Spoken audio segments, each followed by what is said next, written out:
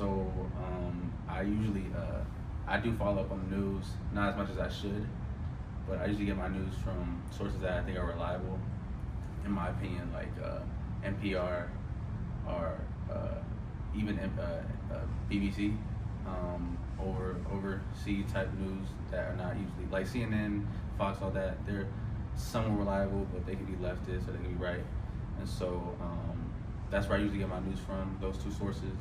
And then I think I think I just have to do a better job at following up on the news, and I think it's a part and a duty of mine because being a college student too. So that's usually how I get my news and where I get it from. Okay, so news to me is basically how people stay informed, just with what's going on around the world, whether that's obviously news, entertainment, weather, and sports, the literal definition of news.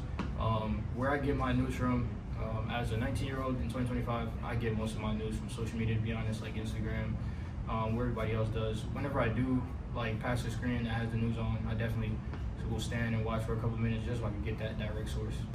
News to me is the way that I process the things that are going on in the world around me. When I don't know what the biggest update is in the political world or in the local world, I just check the news. It's just a way for me to stay informed. I get my news mostly through the internet, so even if it's a site like CNN or Fox or NBC or any of those that are like official news companies, I usually use the internet, and a lot of times social media as well helps me. And it's important to really keep up with the news because knowledge is power, and staying up to date with what matters is what's going to keep you safe in the long run.